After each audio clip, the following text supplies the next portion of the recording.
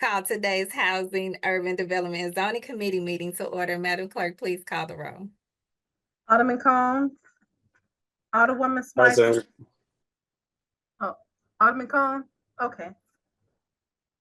Alderwoman Switzer, Present. Vice Chair Sonier, Present. Alderman Browning, Present. Alderman Aldridge, Present. Chair Clerk Hubbard. Here. We have 6 present, we have a quorum. All right, with that, I'll accept the motion to approve the minutes from Thursday, January 28th, 2025. So move. Second. It was moved by Alderman Aldridge and seconded by Alderwoman Switzer. Madam Clerk, please call the roll. Alderman Cone, Aye. Alderwoman Switzer, Aye. Vice Chair Sonier, Aye. Alderman Browning, Aye. Alderman Aldridge, Aye. Chair Clerk Hubbard. Aye. We have 6 aye votes. Okay, with that, we've successfully approved the minutes from Thursday, January 28th, 2025. We'll move to agenda item number 1, board bills for review. Board bill number 165. Madam Clerk, can you please read the summary? Board Bill number 165, introduced by Alderwoman Shameem Clark Hubbard, an ordinance determining that the tax increment finance plans listed in Exhibit A are making satisfactory progress, except as noted under the proposed time schedule for completion of projects therein. Thank you so much. With me today, I have Zach Wilson and Madeline Swanstrom from SLDC, as well as others. They are here to present, do this public presentation, which has also been publicly noticed on the tax increment financing plans and how they have been working out for us, right? And so with that, I'll ask Ms. Swanstrom to share her screen and begin the presentation. Thank you. Thank you, Madam Chair.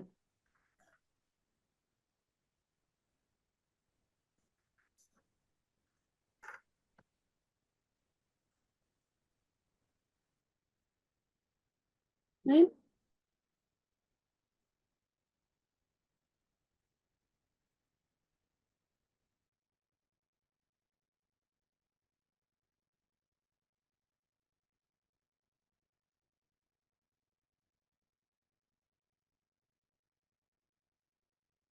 Okay.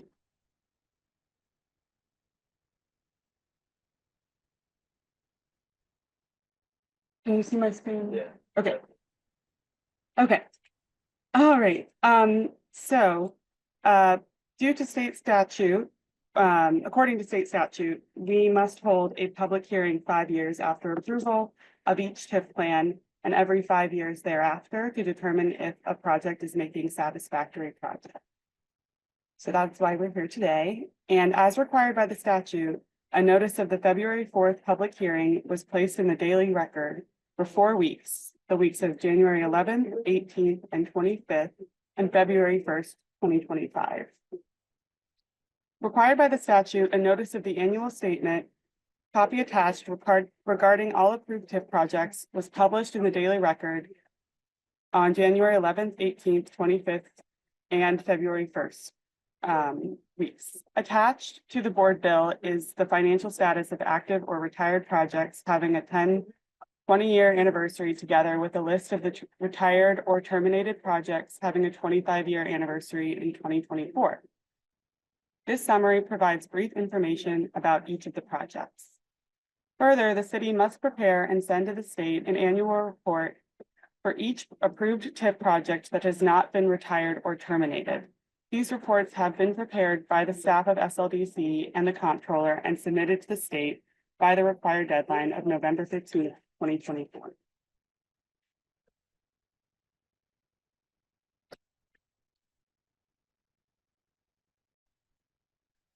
Okay, so I'm just going to do a couple of slides and then we're going to give it back to Madeline, but this is just kind of an overview of the history of TIFs, and there's been 146 redevelopment plans approved and established, but that doesn't necessarily always lead to an executed redevelopment agreements. We've had 124 executed redevelopment agreements. 50 of these TIFs have been retired or terminated. Retired meaning paid off early or reached their maturity date. Terminated can have various reasons. The majority of active projects have been completed. You know, some of these are really old. Some are partially complete. Maybe there was a phase that got completed and another phase hasn't been, and then a few that are currently under construction or were as of the time that we reported. Let's go to the next slide. And this is, I think, a helpful chart that people like to see. You know, this is the TIFs approved by calendar year, and we just have active or retired, so not terminated. But the red being retired, so you can see obviously a lot of the older TIFs have been retired. A lot of TIFs were approved in the 2000s, and you know, we'll talk about a few of those today. Some have been retired, some have paid off early, and then more, you know, in the next few years should retire. So a lot less active TIFs will be out there. Okay, so first we'll go through the 25-year anniversary projects. There are two 25-year anniversary projects for 2024. Both have been retired.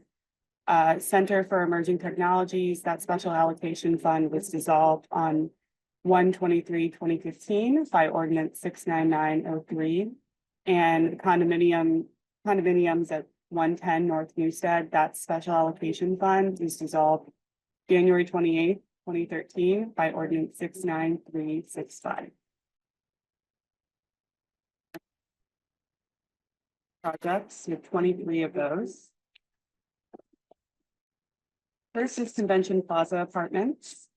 This project involved the historic renovation of an apartment building with 48 units in downtown at 1300 Convention Plaza, now the Crown downtown. The $525 TIF note will mature in 2027. The unpaid principal amount is $899,000. Next, we have Adler Loft Condominiums. This was another downtown project at 21 to 211 Washington Avenue, renovated into a 5-story, $52,000 square foot property with 32 loft condo units with commercial space and related parking. The $939,151 TIF note will mature in 2027. The unpaid principal amount is $758,151. University Lofts, formerly Warehouse and Fixtures. This project involved the renovation of 7 buildings totaling 340,000 square feet into 200 loft apartment units, commercial uses, and related parking at 3706-58 Laclede Avenue and 3701-41 Forest Park Boulevard in Midtown St. Louis, immediately south of St. Louis University. The $6 million TIF note will mature in 2028. The unpaid principal amount is $4.5 million. Washington East condominiums, I will note that there's an error on the slide that was sent out, so we will send out a corrected version. This project renovated 4 loft buildings at 901 Washington Avenue, 1001 Washington Avenue, and 1010 Lucas Street for retail, office, and residential condos with parking. The $8 million TIF note will mature in 2027. The unpaid principal amount is $6.9 million. Mississippi Place. This project developed townhouses that were developed at the southeast corner of Mississippi Avenue and Lafayette Avenue. The $863,100 TIF note will mature in 2027. The unpaid principal amount is $413,000. Next is the Marquette Building. This project involved the rehab of the Marquette Building on Broadway in downtown into 119 apartments, now condominiums. The $4.5 million TIF note will mature in 2027.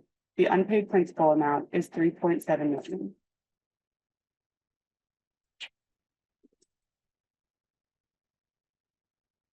Next is the Meridian building. This project involved the renovation of a 9-story A.B. Brown building for 89 condominiums with ground floor commercial and related parking. This $3.5 million TIF note will mature in 2027. The unpaid principal amount is $3.2 million. Next is Dogtown Walk 2. For this project, a private street of 6915 to 29 Waldemar Avenue was developed with 10 new houses. The $434,500 TIF note will mature in 2028. The unpaid principal amount is $336,000. Next is East Bank Lofts. This project consists of commercial spaces on the first floor and residential rental units on floors 3 through 8, and 15 parking spaces located underneath the building. The $1.5 million TIF note will mature in 2028. The unpaid principal amount is $1.5 million. Next is the Pet Building, 400. This project consists of the conversion of the Pet Building, formerly a vacant commercial building, into 118 residential units and approximately 8,500 square feet of commercial usage. The $3.2 million TIF note will mature in 2028. The unpaid principal amount is $3 million. Next, we have Willie's Overland Building, or NSI. Located at 2300 Locust, this was also a historic rehabilitation and occupied as an office building by NSI. The project resulted in $155,000 square feet of office space. The $1.5 million TIF note will mature in 2028. The unpaid principal amount is about $1.5 million. Next is Moon Brothers Carriage Lofts. This project involved the renovation of the 5-story Moon Brothers Carriage Lofts building in downtown West into 40 condominiums. The $1.5 million TIF note will mature in 2028. The unpaid principal amount is about $1.5 million.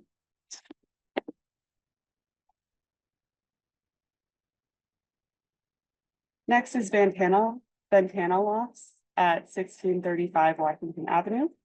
This project involved the rehabilitation of the historic 9-story central shoe building into apartments at 1207 Washington Avenue. The $2.4 million TIF note will mature in 2028. The unpaid principal amount is $1.8 million. Next, we have 3949 Lindell Apartments. This project redeveloped the properties located at 3949 Lindell Boulevard, 4012 McPherson Avenue, and 4006 McPherson Avenue in Midtown St. Louis into 256 apartments with commercial space on the first floor.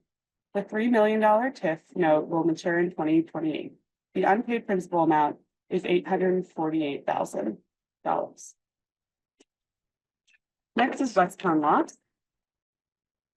This project anticipates the development of approximately 80 residential condominium units, 3 penthouse loft condominium units, and 24,000 square feet of commercial space at 2201 Washington Avenue and 2211 Lucas Avenue. The $2.5 million TIF note will mature in 2028. The unpaid principal amount is $2.2 million. Next is Eli Walker Lofts. This project consists of the conversion of a 7-story building into 168 residential units, commercial space, and parking. The $3 million TIF note will mature in 2028. The unpaid principal amount is $5.5 million.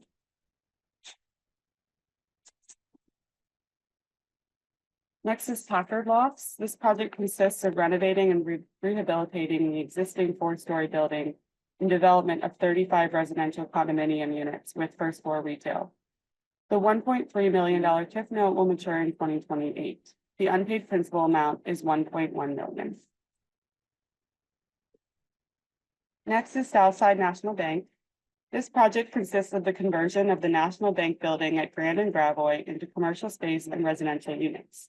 The building now hosts the Noble, an event space often used for weddings. The $1.4 million TIF note will mature in 2028. The unpaid principal amount is $1.4 million.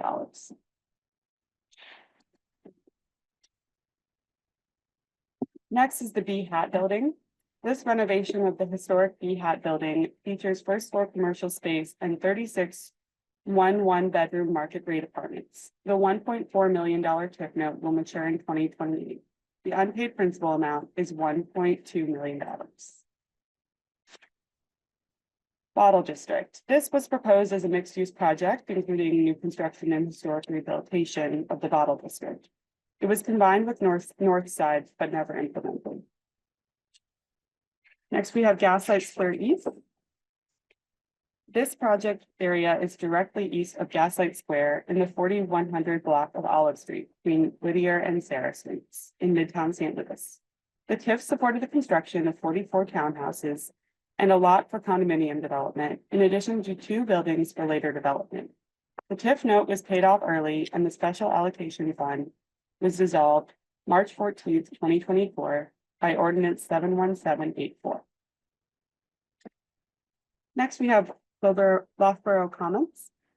This project includes the development of a $40 million, 230,000 square foot retail center, creating an estimated 61 jobs. The $9 million TIF note was paid off early, and the special allocation fund was dissolved by Ordinance 71784 on March 14th, 2024. And finally, we have Automobile Row at 3100 Locust, RPA 1 and 2. This project includes scattered properties in the 3000 and 3100 blocks of Locust Street and Washington Avenue, also known as Midtown Alley. The $4.8 million TIF resulted in approximately $60 million of investment in that area. The TIF has been paid off and retired, and the special allocation fund was dissolved by Ordinance 69903 on January 23rd, 2015. So next we have the 15-year anniversary projects. We only have 4 of those this year. First is Carondelet South, or District 2, Carondelet School.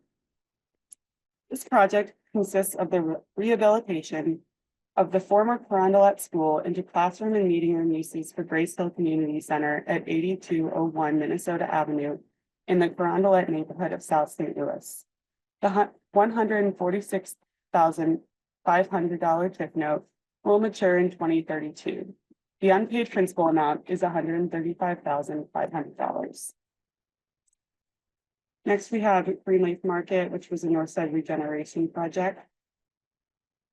So far, only Zoom Convenience Store, Greenleaf Market, and HealthWorks Hospital have been completed. Went from the total $8 billion project, which was proposed by the developer in 2009. The $2.8 million TIF note will mature in 2032. The unpaid principal amount is $513,200. Next is 1111 Olive.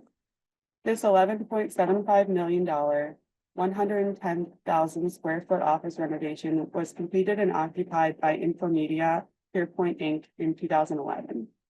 The project has created 84 jobs.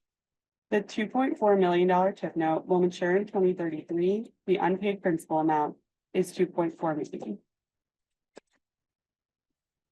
The Railway Exchange Building. This 1.2 million square foot building was proposed as a 111 million two-phase project. Phase 1 was completed in 2010 with the renovation of floors 1 through 4 for Macy's. However, Macy's closed shortly thereafter. Hudson Holdings acquired the building and proposed a $300 million mixed-use project, but nothing has happened to date. The TIF amount was $27.8 million. The $9.2 million TIF note will mature in 2033. The unpaid principal amount is $9.2 million.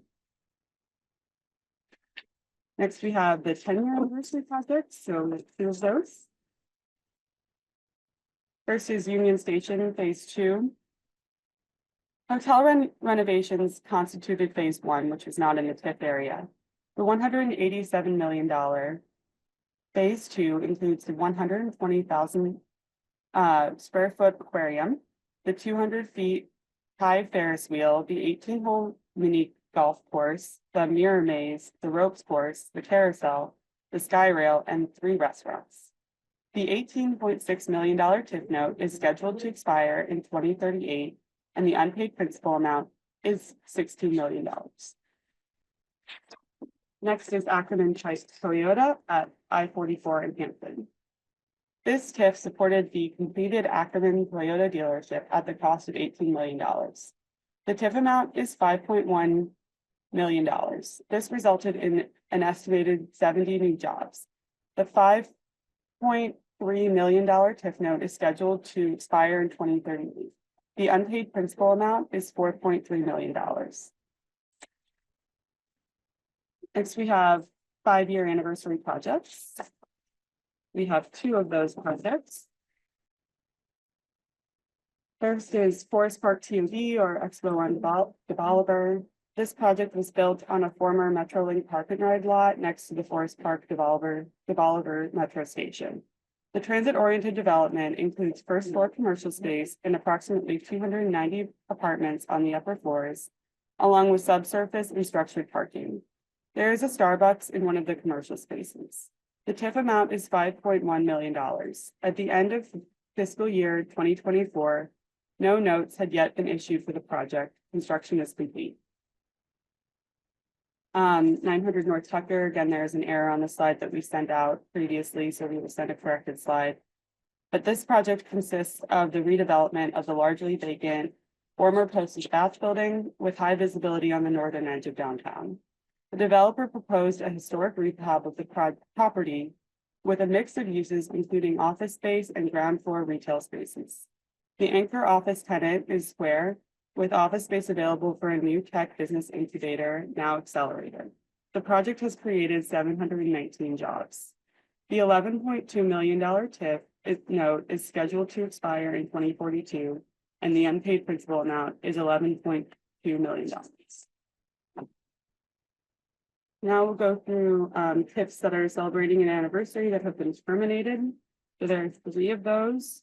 First is the Switzer Building, which involved the proposed renovation of the Switzer Building in McLeod's Landing. The project was authorized up to $1 million in TIF notes. However, the building, which had deteriorated significantly throughout the decades, was destroyed by a storm on July 21st, 2006. The TIF was terminated and the special allocation fund dissolved by ordinance 68549 on December 11th, 2009. I-70 in Goodfellow. This project proposed the redevelopment of the former St. Louis Army Ammunition Plant or SLAP site for commercial uses. The project was canceled. The TIF was terminated and the special allocation fund was dissolved by ordinance 69072 on December 22nd, 2011. Next, we have 500 North Kings Highway. This project involved the proposed redevelopment of a former church at Kings Highway Boulevard and Washington Avenue in the Central West End. Project was canceled and the TIF was terminated. The special allocation fund was dissolved by ordinance 70407 on December 2nd, 2016. Now we have the retired TIFs that are celebrating a 5-year anniversary. That includes the Center for Emerging Technologies. This project encompassed the expansion of an existing incubator for technology-based entities, with the existing building being 38,500 square feet, and the expansion of 50,000 square feet and improved parking. The project was completed and the TIF was retired. Special allocation fund was dissolved by ordinance 70696 effective January 27th, 2018. Another retired TIF was Automobile Row RPA 1 and 2. This project consisted of the renovation of 18 different main properties in Midtown Alley on Locust Street, a mix of residential and commercial uses. project is completed and the TIF was retired, with the special allocation fund being dissolved by ordinance 69903 effective January 23rd, 2015. Parkridge Estates was a project that consisted of 56 new single-family homes and townhouses along new streets off of 5700 RSMo Street. The $1.3 million TIF note was retired and the special allocation fund was dissolved by ordinance 71090 on February 2nd, 2020. 110 North Newstead condominiums. This 12-unit project was constructed at the corner of Newstead and West Pine using a $400,000 TIF note. The TIF has been paid off and retired, and the special allocation fund was dissolved by ordinance 69365 on December 14th, 2012. Gaslight Square East was a project that supported public improvements along the street where 52 new single-family homes and townhouses were developed and a 4,000 square foot commercial building renovated on the 4100 block of Olive Street. The $1.7 million TIF note was paid off early, and the special allocation fund was dissolved by ordinance 71784 on March 14th, 2024. Loughborough Commons, again, this project consisted of the development of a $40 million, 230,000 square foot retail center, creating an estimated 61 jobs. The $9 million TIF note was paid off early and the special allocation fund dissolved by ordinance 71784 on March 14th, 2024. So now I'll hand it back over to Andrew. And so really not a lot to say here. This is, kind of some more detail about all the tips that we presented today. We can answer questions about any of them. One note is that when we sent this out originally, and we corrected it here, but some of the TIFs, when they are retired, technically, the language says terminated. So some of those were sitting in the terminated section that got moved down to retired, which is so just something to note. But really that's it. So Madeline, do you want to close it, or should we just see if there's any questions? Yes, that's all. And then we'll take questions. Thank you. Thank you so much. And Andrew, please charge it to my head, not my heart. I didn't see you on here at first. No problem. As you when I first said Madeline and Zach were here. So what we'll do is see if any of our colleagues, if my colleagues have any questions before we enter into public comment.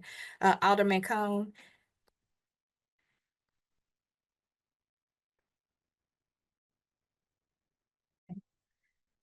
Alderwoman Slicer. Thank you so much. I really appreciate the presentation. One of the things I thought was really interesting was the, you said Bottle District, which I hadn't heard a lot about that project. So I don't want to spend a ton of time, talking about a project that didn't happen, but I've always been really interested about what was going on there. So maybe another time I can talk with you about the history of that project. And thank you so much for this, because it's always just really interesting to hear about it. So thank you for the presentation and for being diligent in following the state laws surrounding these presentations.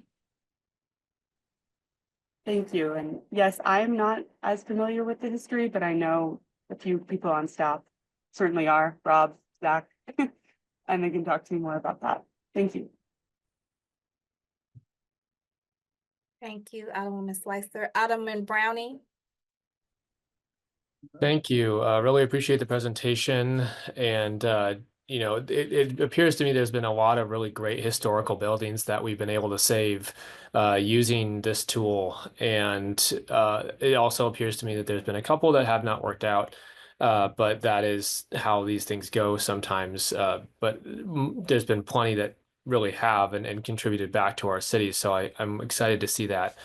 Did want to follow up on a couple things. Circling back to the grocery store by Northside Regeneration, that we've heard a lot of information about that as far as what a failure it's been and how it hasn't really served the community. Can you expand a little more at where the incentive package for that is right now and what's going on? Sure. Zach, do you want to take this question? Yeah, actually, the TIF amount for that project, it was actually paying off pretty well, which we see when there's a heavy sales tax use at a location. Problem is I think the amount remaining is a little over $500,000. Is that correct, Madeline? Yes, that's correct. Yes. So that's what's remaining on those TIF notes at that location. So we're hoping that we get some type of similar use, that those TIF notes would be paid off pretty quickly, because those TIF notes haven't been active very long. So if we find the right occupant for that establishment, we'd be fine, to be honest with you. So it's not a failure yet. It's just we're just trying to find a new occupant for the space. Correct, yes. Okay. So even though I might just add real quick, even though the business failed, you know, the note was issued in 2019, nearly a $3 million note, and there's only 500,000 left. So it was making pretty good progress at paying that off. So, you know, Okay. potentially if there's another user found, that could be, you know, work out.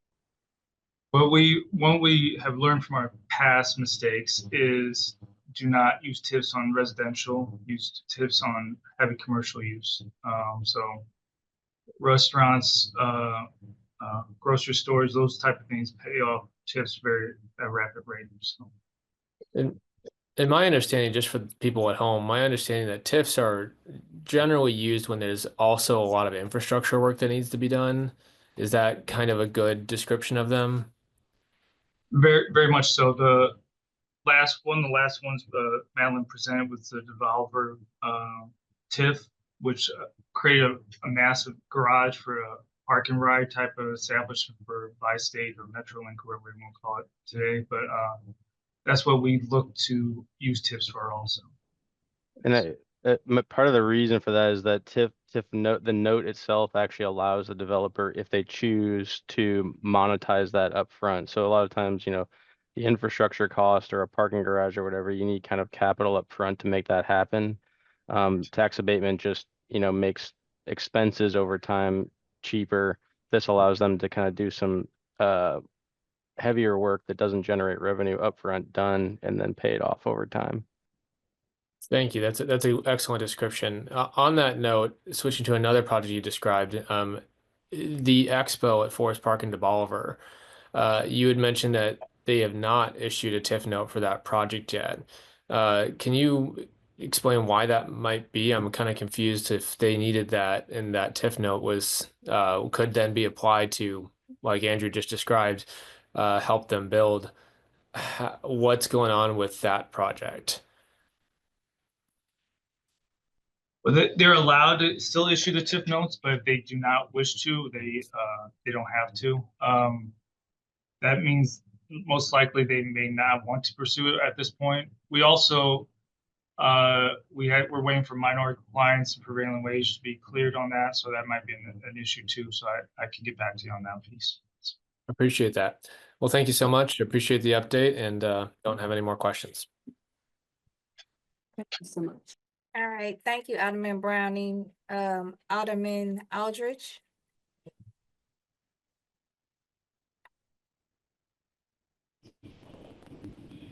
No questions. Thank you, Madam Chair. All right. Vice Chair Sanye.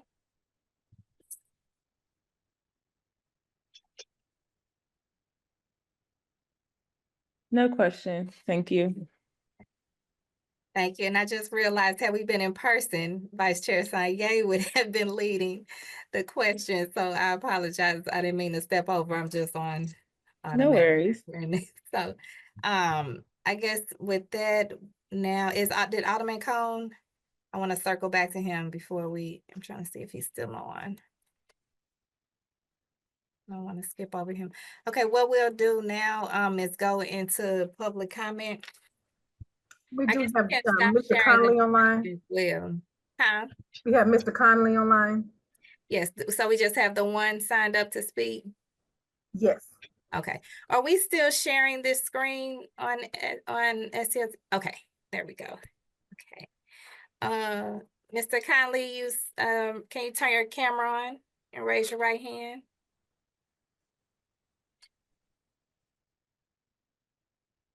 Good morning, Mr. Conley. Good morning. How are Swear to you? I'm good. Good to see you. You swear to tell the Likewise. whole truth and nothing but the truth? Yes, I do. Thank you. Please proceed. Okay. Madam Chair, members of the committee, thank you for the opportunity to speak today. This is a fascinating topic. And I'm just wondering if it would be possible is there going to be some kind of committee sub or amendment to correct? I guess my question on SLDC is whether the information in the slides that has changed, is that actually in Exhibit A, the big spreadsheet? So question, for Zach or Madeline on that one. Alderman Browning touched on one of my questions, or one of my concerns was regarding Northside regeneration. And I think there's a, big accountability issue here, in terms of what is our measure of success? Is success just getting the TIF note paid off before 23 years? Or, how are we measuring whether Northside succeeds or not? And, they receive their reimbursement for the eligible expenses for, I believe, for Greenleaf, for the gas station, and for the HealthWorks facility. But in terms of just looking at the property records, Northside didn't pay off the property taxes on Greenleaf and Zoom. They were 2 to 3 years delinquent, and they didn't pay them off until 2024. I believe the HealthWorks facility is the only one where they've kind of kept the payments going. And I'm real curious as to what level of detail SLDC receive in terms of the end of project documentation, because, I've seen online some folks who follow construction very closely question the development cost on the HealthWorks facility, which I believe was topped $20 million. And this person who posted a lot on X, formerly known as Twitter, did research into other hospital facilities and kind of felt that, square footage wise and features, that $20 million seemed excessive. So I think there's more due diligence needed in the reporting, and I'd love to hear back from SLDC regarding that particular project. A couple of other things stood out on that list. I believe there was at least one project that the folks over at Lux Living, are the Eli Walker building, they control the condo association and own over half the units. I don't know their status on paying their taxes, but again, in terms of what the outcome is, my understanding is that, the condos that sold, those owners have lost, huge portions of their equity. And, both they and tenants have, major quality of life issues with disruption at the property, and then also Mr. Conley, that's your time. I'm sorry, I So, would not allow him to finish. Thank you, Clerk. Madam Clerk. yeah, so I think there's a, more accountability, more documentation needs to be shared publicly. I've noticed as well that the older SLDC website, some of the content's been removed on older TIF applications. And I'm wondering if on the new site, we could actually have an archive documenting the applications for these projects. And on TIFs, there's a provision where, the public can go down to SLDC, and I did do this once, I think on the Armory, and review the developer application. And unfortunately, that material doesn't go online, and I understand there could be portions of it redacted. And, SLDC's built out a developer portal. I believe the goal is to have all incentive projects, submit their applications through that. But again, I think, the public should be able to see, the core of that application. And, with the Northside grant program, after a lot of scrutiny, SLDC put application material online. And I think to be fair across the board, we need to be doing that with applications for incentives.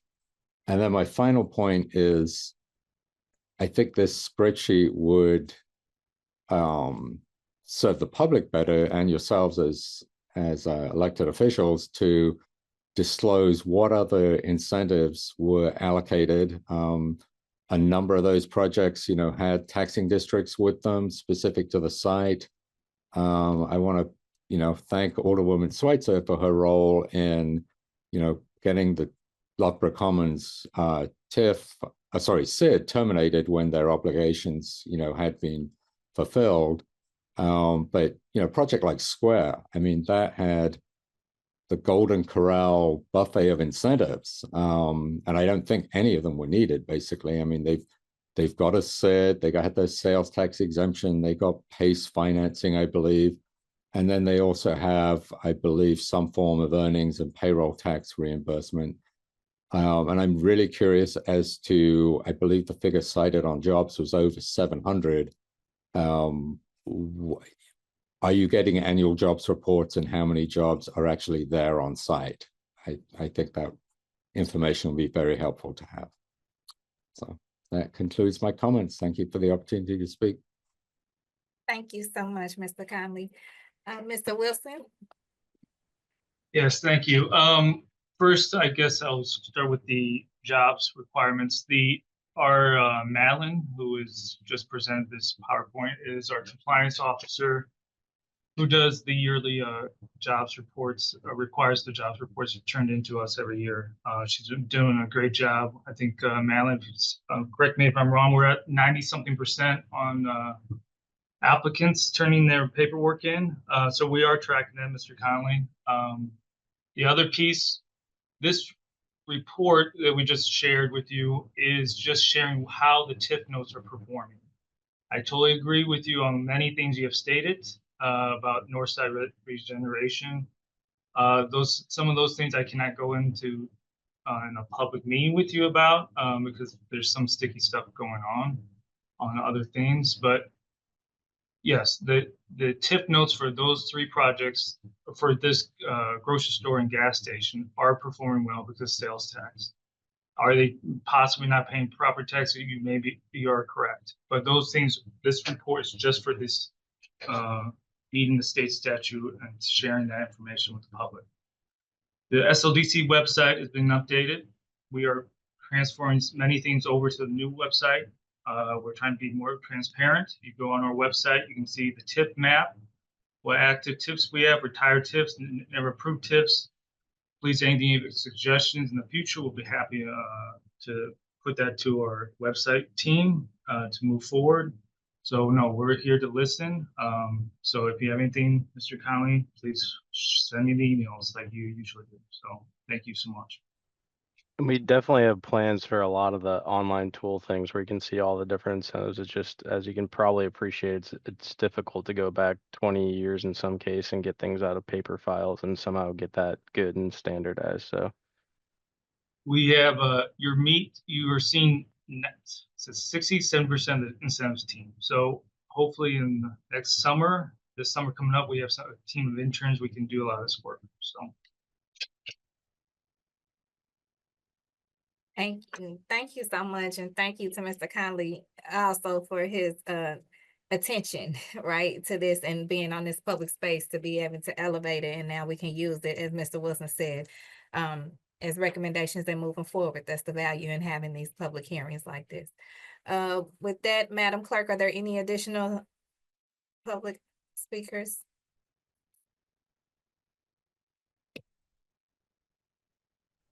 That was the only speaker. Okay, thank you. Did any of my colleagues on the committee have any follow-up comments? Okay. All right.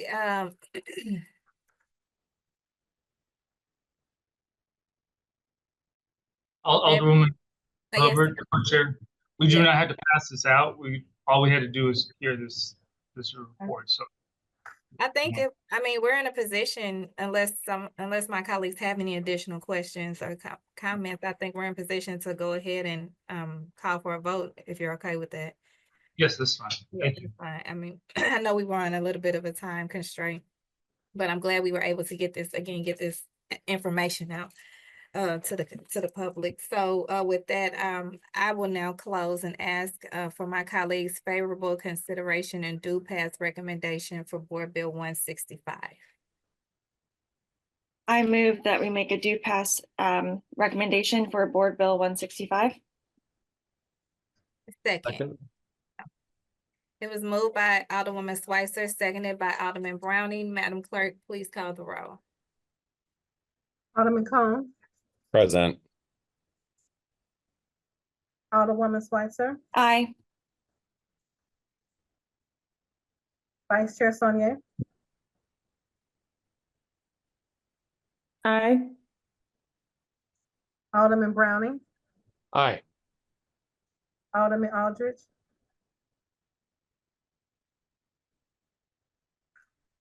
Chair Clerk Hubbard, Aye. Alderman Aldridge. You have 4 aye votes, 1 voting present. All right, with that, we successfully passed Board Bill 165. Thank you, and thank you SLDC for being here this morning as well. Do we have any resolutions for review? We have none. Any committee discussion? We have none. Any written testimony? We have none. Any of my colleagues, do you have any announcements? Okay, all members were present this morning, so with that, I'll accept the motion to adjourn. So moved. Second. Moved by Alderwoman Schweitzer, seconded by Alderman Browning. We are adjourned. Everyone have a blessed, everyone, I'm sure everyone would say aye, and everyone have a blessed day.